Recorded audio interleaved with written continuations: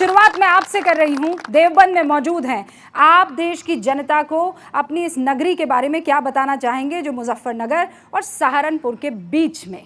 ये हमारा नगर ऐसा है कि जो कि ऑल ओवर वर्ल्ड में मशहूर है, और इसकी मशहूर होने की वजह है कि देश में आज अगर हम आज़ादी से हैं, अंग्रेज़ों से अगर आज़ादी हमें मिली थी तो इस देवबंद की वजह से मिली थी। इस देवबंद का उसमें भरपूर योगदान रहा, और नंबर 1 में सबसे पहले अगर आता है तो देवबंदी का आता है। हमें फ़ख्र है कि हम ऐसी जगह पैदा हुए हैं। फक्र है, क्योंकि अंग्रेजों से जब हमने ठाना कि उन्हें बाहर निकालना है तो शुरुआत यहाँ से हुई थी, लेकिन ये लड़ाई बढ़ती बढ़ती कहाँ तक पहुँच गई हजरत?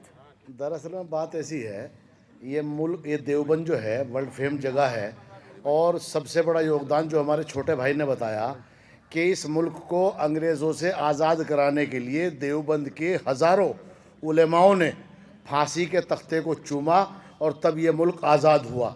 ऐसा नहीं कि इस मुल्क में आज़ादी में सिर्फ मुसलमानों का ही, बल्कि सभी लोगों का, हिंदू मुस्लिम सिख ईसाई सभी लोगों का हाथ है, लेकिन बड़ा योगदान इस मुल्क को आज़ाद कराने में हमारे उलेमाए इकराम का है।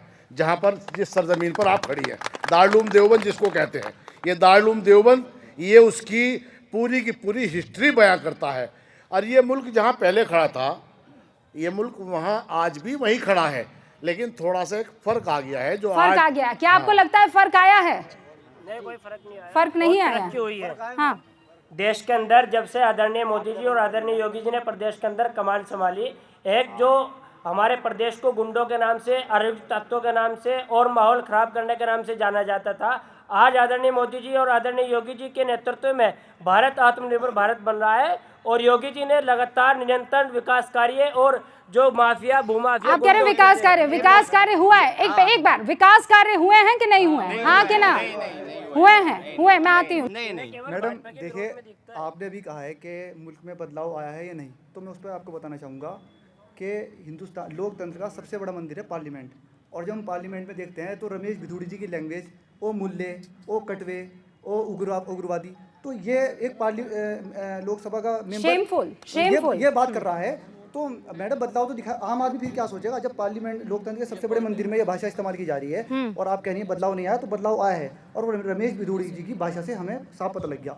ये बिल्कुल अभी लेटेस्ट है, ये आपको भी पता है। तो बदलाव बिल्कुल आ रहा है, नफरत पैदा हो रही है, भाजपा के बड़े बड़े नेता नफरत पैदा कर रहे हैं, हिंदू मुसलमान को बांटने का काम कर रहे हैं। आप बताइए पार्लियामेंट में क्या हो रहा है? अगर पार्लियामेंट में होगा तो सड़क पर तो मैडम गोलियां चलेंगी, एक दूसरे का सर फोड़ा जाएगा। जब बड़े नेता इस तरह की बात करेंगे सबसे बड़े मंदिर में, तो फिर आम पब्लिक क्या करेगी? हम उन्हीं से सीखते हैं, वही तो हमारे नेता हैं। आपको बीजेपी से तकलीफ है कि वो बड़बोले नेताओं पर काबू नहीं रख पाते हैं। मोदी ने कुछ किया कि नहीं किया? किया कि नहीं किया? बहुत कुछ किया है। हाँ, बहुत कुछ किया है। देश को बदला है। हाँ, मोदी ने कुछ किया है कि नहीं किया है? मोदी ने बहुत कुछ किया है, लेकिन जिस तरह के हालात हैं और माननीय प्रधानमंत्री जी खामोश रहते हैं, तो लोग उसके लिए सोचते हैं कि कुछ लोग चाहते हैं कि मोदी जी रहें। लेकिन जब इस तरह के लोकसभा में इस तरह के बयान देते हैं उनके सांसद, और माननीय मोदी जी प्रधानमंत्री जी हैं, आप अध्यक्ष हैं, आप मालिक हैं देश के, और आपके देश में इस तरह बोले जा रहे हैं एक सांसद के साथ, और उसको ये कहे जा रहा है आप बाहर निकलिए तुमको मारेंगे, ये क्या हो रहा है? इस पर क्यों खामोश है प्रधानमंत्री? खामोशी अच्छी नहीं है। आपको क्या लगता है, मोदी, मुल्क और मुसलमान, इन तीनों शब्दों को आप कैसे जोड़ती हैं जहन में? और दूसरा, यहाँ पर आपने युवाओं की भी बात सुनी, और उनका ये कहना है कि कुछ भी नहीं हुआ है, नथिंग इज़ हैपेंड, और बीजेपी जब से आई है सिर्फ तबाही है, और ख़ासकर बयान बहादुरों ने मुसलमानों को गालियाँ देना शुरू कर दिया और कुछ हुआ नहीं। देखिए, जुमलेबाजी तो बहुत ज़्यादा हुई है, और जो हुआ है उसे अच्छा भी बोलना चाहिए। प्रधानमंत्री आवास योजना है, और क्या आयुष्मान कार्ड वगैरह, देखिए जो भी कुछ हुआ है उसे अच्छा भी बोलो, लेकिन जो वो 15 लाख रुपए थे वो आज तक नहीं आए। इतने युवा बेरोज़गार घूम रहे हैं, उनकी नौकरी कहाँ है? उन्होंने वादा किया था कि इतने लाख युवाओं को नौकरी दी जाएगी, वो नौकरी नहीं है। अच्छा, हलाला को लेकर आपका क्या कहना है? ये अच्छा किया कि बुरा किया उन्होंने ट्रिपल तलाक को बैन करके? देखिए, हम लोग तो अपने धर्म को फॉलो करते हैं, और हम इस चीज़ को नहीं मानते वो क्या ला रहे हैं। जैसे हमारे यहाँ हमारे धर्म में बताया गया है, तो ट्रिपल तलाक आप मानती हैं कि गलत किया उन्होंने? नहीं, हाँ बिल्कुल गलत किया। तो 22 मुस्लिम मुल्क, सऊदी अरब, दुबई, यूएई, ये सब इस्लाम को नहीं मानते हैं, ये हिंदू हैं। क्यों नहीं मानता है? नहीं, इसको तो अच्छा किया है उन्होंने। नहीं, वही तो पूछ रही हूँ, उसका ट्रिपल तलाक तरीका को गलत है, उसका तरीका गलत है। शरीय कानून अगर लागू होता है तो बात मानने वाली है, लेकिन उसका तरीका गलत है ना। तो आपको लगता है शरिया कानून यहाँ होना चाहिए? नहीं, ऐसा नहीं बोला कि होना चाहिए, लेकिन ऐसा नहीं है कि एक ही कम्युनिटी को आप टारगेट करें। मैं आप कह रहे हैं ट्रिपल तलाक टारगेट किया गया? टारगेट क्या किया गया? सिर्फ मुसलमानों के लिए ऐसा कौन सा योगदान लेकर आए हैं वो? मतलब वो जैसे कहेंगे तो ऐसे ही थोड़ा चला जाएगा। हाँ ठीक है, लेडीज के लिए बहुत अच्छा, सारी ऐसी कोई आपके फैमिली में ऐसी कोई औरत है जिसे ट्रिपल तलाक दिया गया है? तलाक बिद्दत नहीं, ये वाला कुछ नहीं है। नहीं है? नहीं। उत्तर प्रदेश के बहुत से गांव हैं जहां पर खुद महिलाएं हमारे पास आई हैं।